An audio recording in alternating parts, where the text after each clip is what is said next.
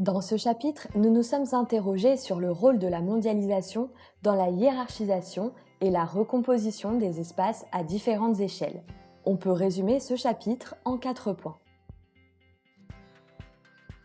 La mondialisation associe des acteurs à toutes les échelles qui ont la capacité d'intervenir dans le processus et tentent d'en organiser la gouvernance.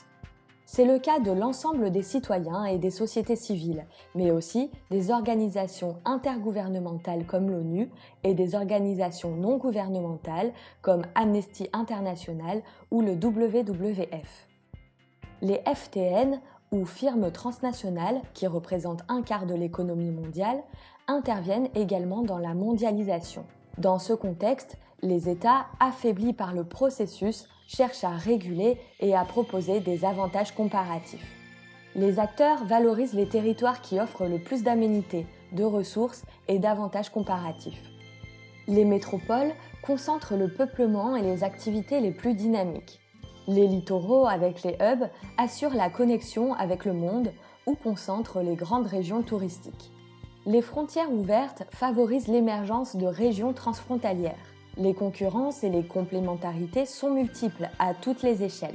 Les territoires sont ainsi spécialisés, hiérarchisés et mis en réseau par les acteurs et les flux. À toutes les échelles, les acteurs entrent en conflit pour l'appropriation d'une aménité, d'une ressource, d'un avantage comparatif. Le processus de mondialisation se nourrit de l'inégalité des lieux et la renforce à son profit.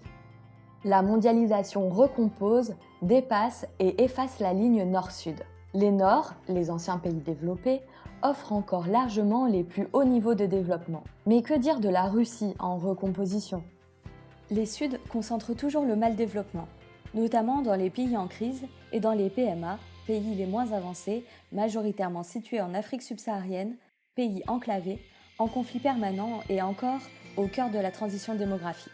À l'opposé, les pays exportateurs de pétrole du Moyen-Orient, le Qatar par exemple, et surtout les pays émergents se rapprochent des Nords et les concurrencent.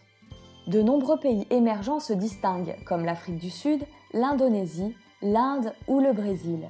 D'autres ont déjà émergé, comme la Chine. L'échelle nationale n'est donc pas forcément la bonne grille d'analyse pour la mondialisation. Particulièrement les métropoles mondiales et ou émergentes, organisent le processus autant dans les nords que dans les suds. Certaines, en situation littorale, forment des mégalopoles, centres d'impulsion de la mondialisation regroupant plusieurs métropoles hiérarchisées, spécialisées et en réseau. De vastes régions urbaines s'affirment partout en se nourrissant des interfaces comme les régions transfrontalières et les façades maritimes. Le monde fonctionne en archipel de régions métropolitaines en réseau. Les marges, autant les zones grises que les antimondes, sont aussi intégrées à la mondialisation. Elles sont l'envers de la mondialisation née des illégalismes et des mafias.